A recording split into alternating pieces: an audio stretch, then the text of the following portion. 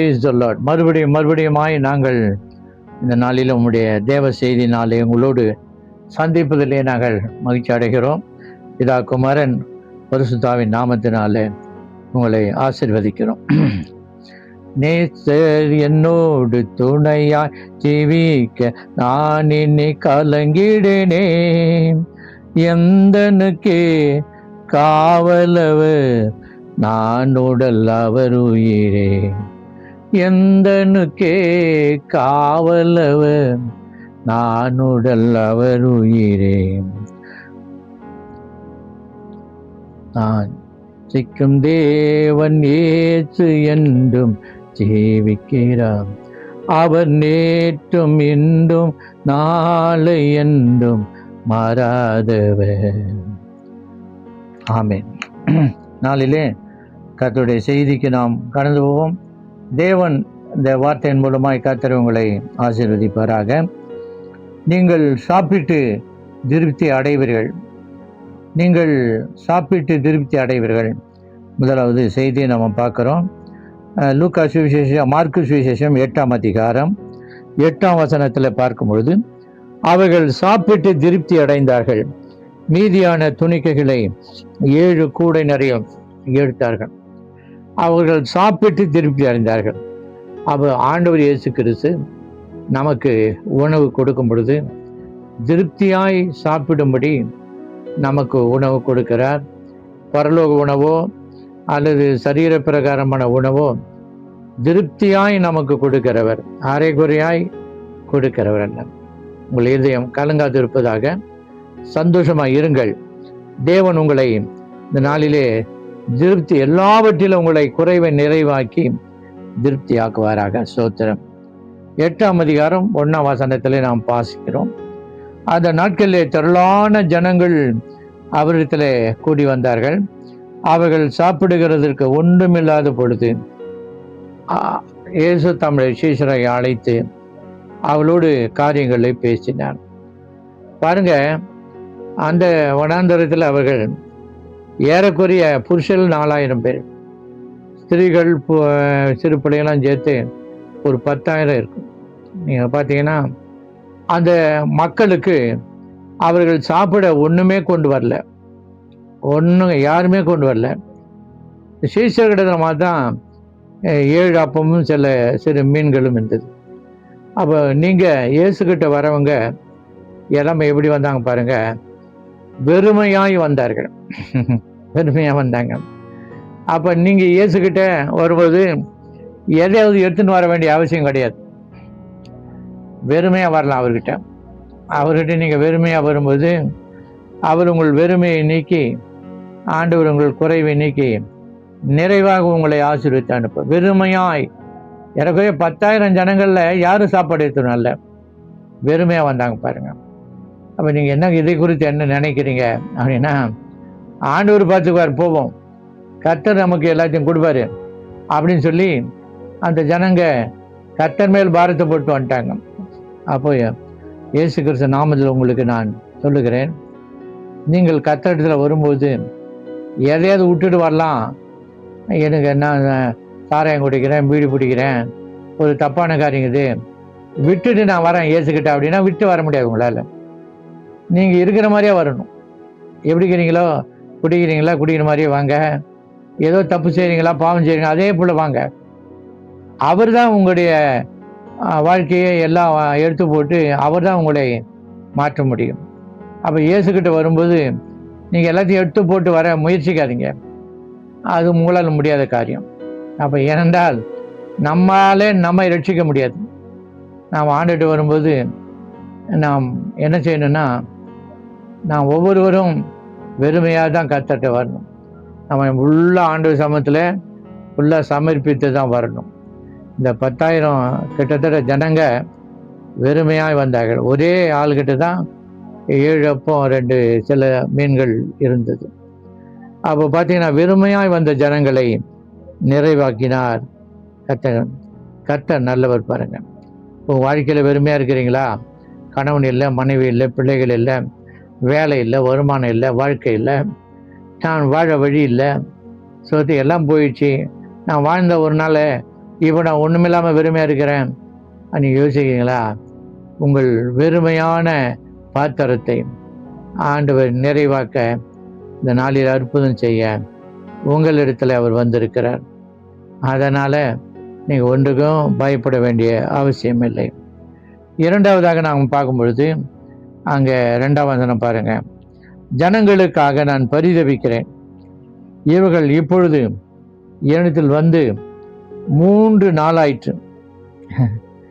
3 நாளாக என்னை சாப்பிட ஒன்றும் இருக்கிறாங்க, இப்போ என்கிட்ட வந்து 3 நாள் தங்கி இருக்கிறாங்கன்னு சொல்றாரு. இந்த ஜனங்களுக்காக நான் பரிதபிக்கிறேன்னு சொல்றாரு. இப்போ இரண்டாவதாக வெறுமையாய் வந்த ஜனங்கள் ஒரு பக்கம் 3 நாளா இயேசுவனுடைய பாதத்தில் உட்கார்ந்துருக்கிறாங்க. பாருங்க, நீங்களும் நானும் கூட நம்ம வீட்டு வரவங்களுக்கு ஒரு நாள் தங்கினாங்கன்னா அவங்கள வெறுமையாக அனுப்ப மாட்டோம். அவங்களுக்கு வேண்டியதான சவரட்செல்லாம் செய்து உணவு கொடுத்து நல்ல தேநீர் எல்லாவற்றையும் கொடுத்து அவள் திருப்தியாக சாப்பிட்டு தான் அனுப்புவோம். அப்போ இயேசுனுடைய பாதத்தில் 3 நாள் அமர்ந்திருக்கிறாங்க. அப்போ 3 நாள் அமர்ந்திருந்தால் அவர்களை வெறுமையாக விடுவாரா? அப்போ நீங்கள் நான் என்ன யோசிக்கணும்னா, இதுலேருந்து கர்த்தர் பாதத்தில் ஒரு நாளைக்கு அதிகாலையிலே தங்கியிருக்க வேண்டும், சில மணி நேரங்கள் தங்கியிருக்கணும். வாரத்தில் 2 நாள் நம்ம ஆண்டவர் பாதத்தில் தங்கியிருக்கணும். மாதத்தில் சில நாட்கள் தங்கியிருக்கணும். வருஷத்தில் சில வாரங்கள் சில மாதங்கள் கர்த்தருடைய பாதத்தில் நாம் தங்கியிருக்க வேண்டும்.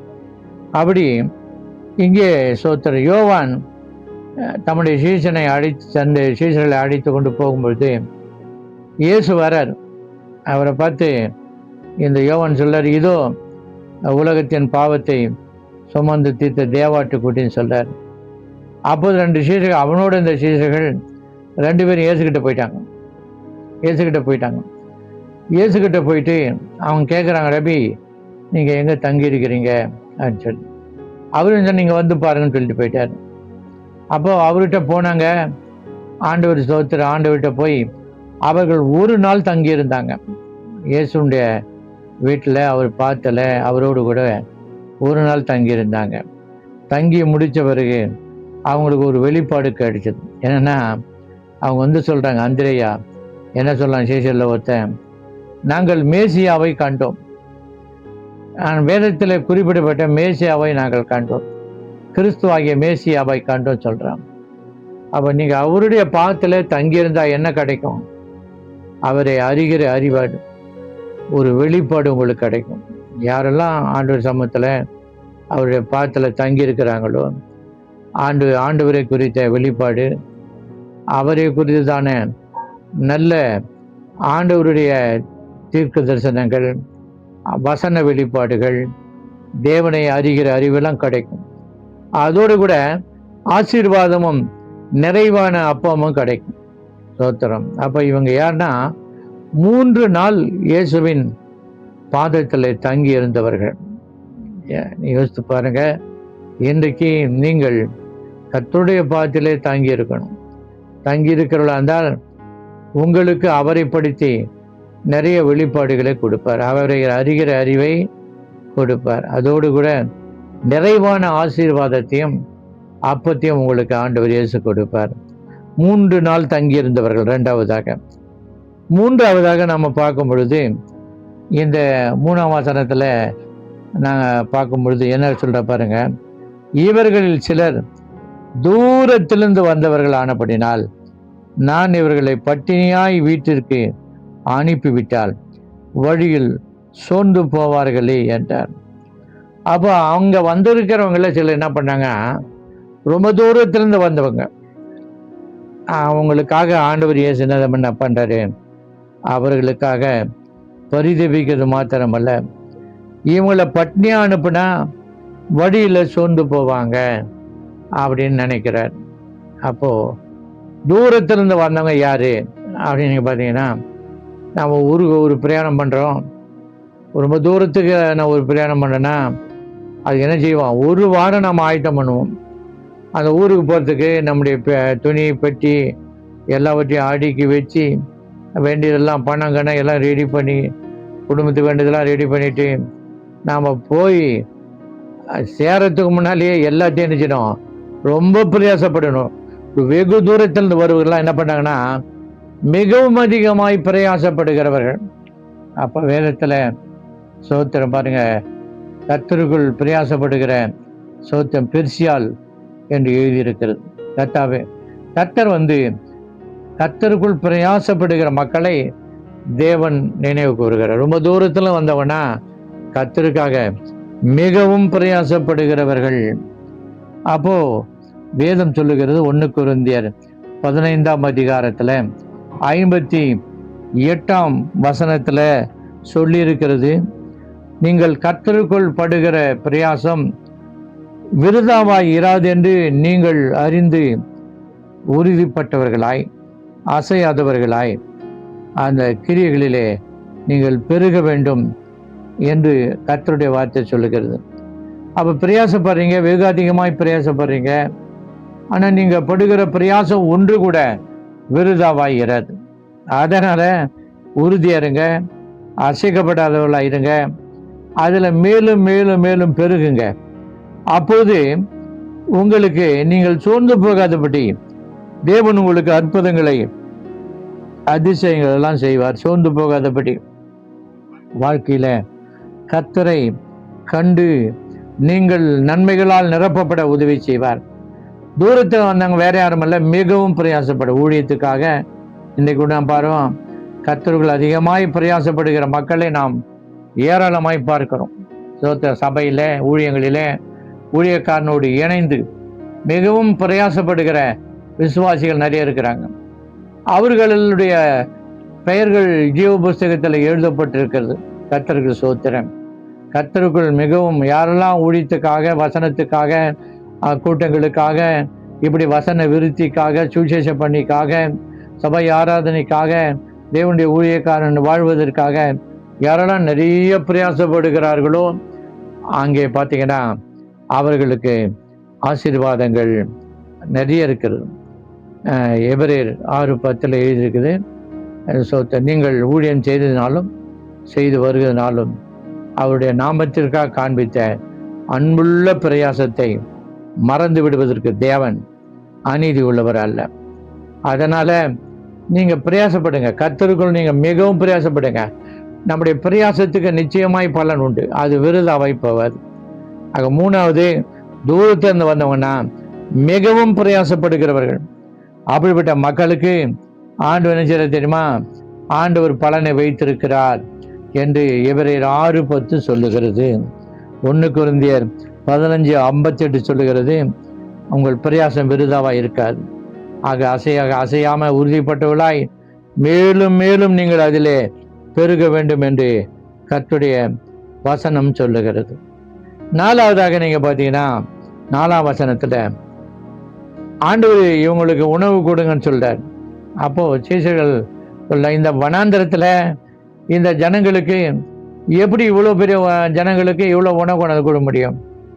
பார்த்தீங்கன்னா ஏறக்குறைய 10,000 பேர் வச்சுங்க. திடீர்னு எப்படி அவங்களுக்கு சாப்பிடக்கூடிய முடியும்?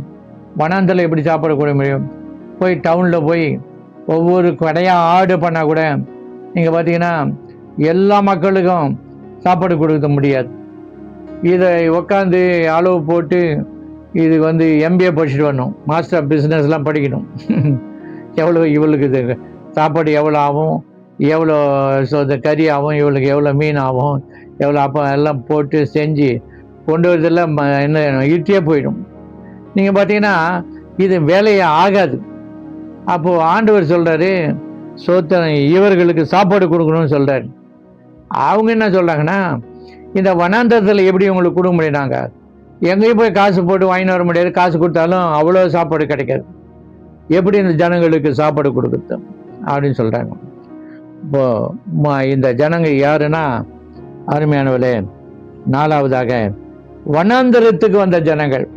வனாந்தரத்துக்கு வந்த ஜனங்க அப்படி பார்த்தீங்கன்னா, நம்ம ஆண்டவர் இஸ்ரேல் ஜனங்களை வழிநடத்தி வரும்போது வனாந்தரத்தில் கண்மலையை பிளந்து தண்ணீரை வர பண்ணினார். வனாந்தரத்தில் அவர்களுக்கு என்ன செய்தார்? அப்பத்தை, வானத்தின் அப்பம், தானியமாகிய தூதர்களின் அப்பமாகிய மன்னாவை கொடுத்தார். வனாந்தரத்தில் தான் கொடுத்தார். அவர்கள் இறைச்சி கேட்டாங்க. காடைகளை 2 முழ உயரம் 2 நாள் பிரயாண தூரத்துக்கு காடைகளை கொண்டு வந்து குவித்தார்.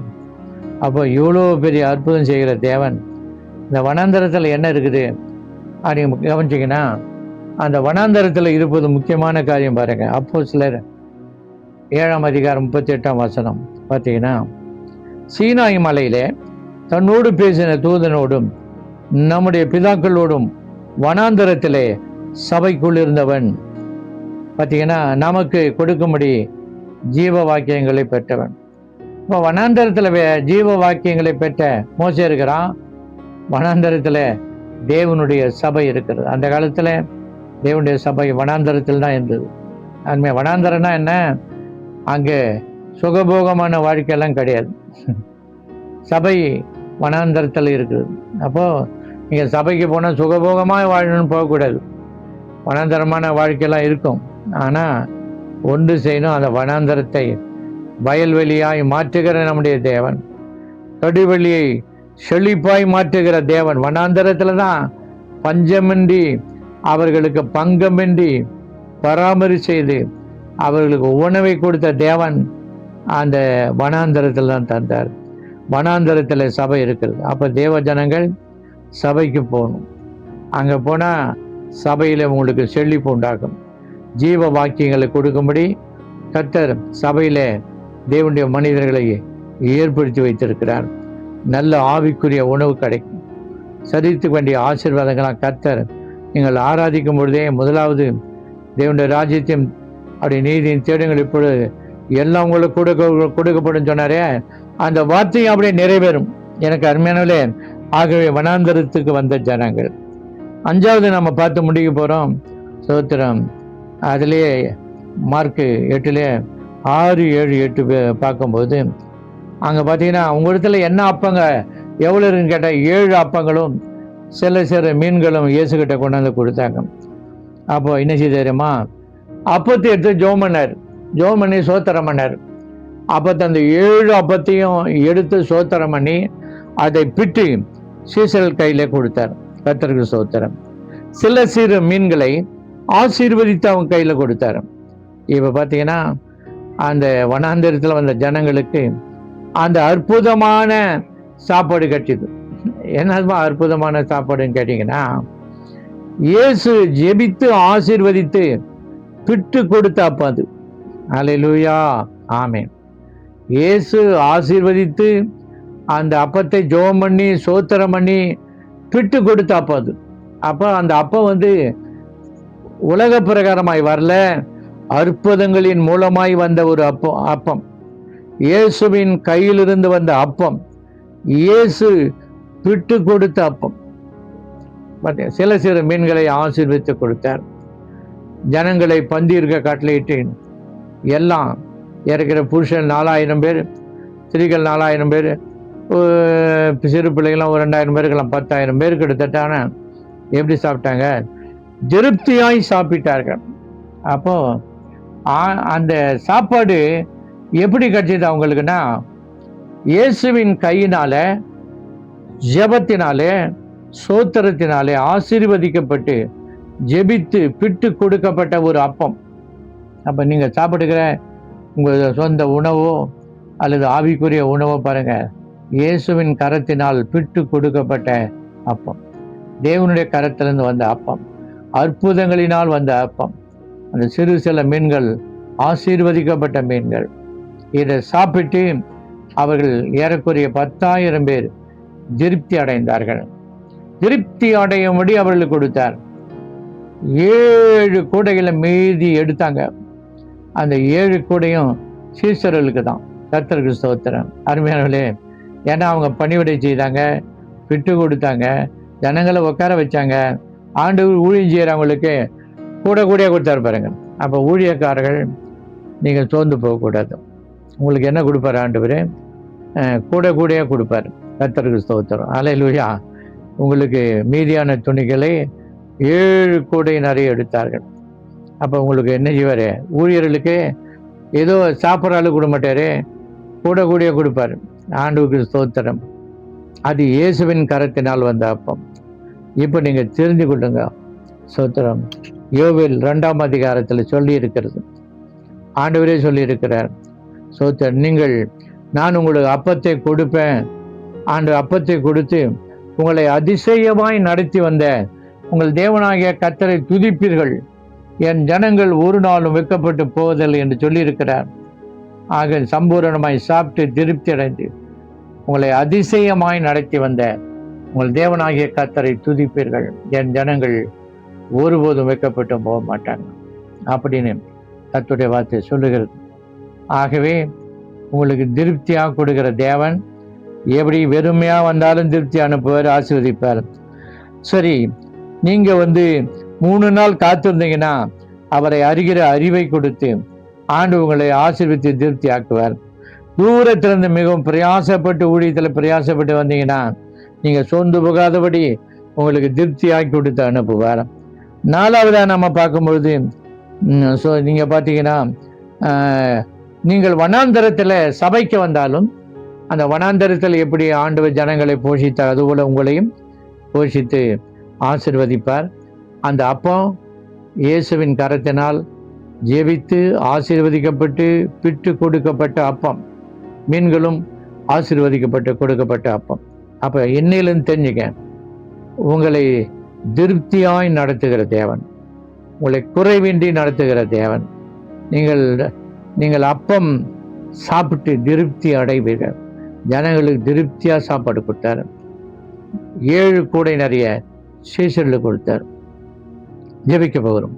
எங்கள் பரிசுத்தமுள்ள பிதாவே, இந்த வசனத்தை கேட்கிற ஒவ்வொருவருக்கும் இயேசு கிறிஸ்துவின் நாமத்தில் குறைவோடும் பசியோடும் பட்டினியோடும் ஆவியிலும் ஆத்மாவும் சரீரத்திலும் பசி பட்டினியாக இருக்கிற பிள்ளைகளுக்கு ஆண்டவர் ஆவிக்குரிய மன்னாவையும் சரீர மன்னாவையும் வேண்டிய உணவுகளையும் கர்த்தர் பரிபூரணமாய் தந்து அவர்களை ஆசீர்வதிக்கும்படி ஜெபிக்கிறேன். எப்பயும் நீங்கள் குறைவில்லாமல் நிறைவாக கொடுக்குறவங்க, திருப்தியாக கொடுப்பீங்க, ஆசீர்வாதமாய் கொடுப்பீங்க. 7 கூடை நிறைய கொடுப்பீங்க. ஒருவரும் ஆண்டவரே அரை வயிறு கால் வயிறு போகாதபடி எல்லாருக்கும் முழு வயிறு பூரணமாய் சாப்பிட்டு திருப்தி அடைந்து போகும்படி ஆசீர்வதிக்கிற தேவன். இயேசுவின் பிள்ளைகளாய் கர்த்தர் சமூகத்திலே பிள்ளைகள் காத்திருந்து பெற்றுக்கொள்ள உதவி செய்யுங்க. ஆசீர்வதி இயேசுவின் நாமத்தில் பிதாவே.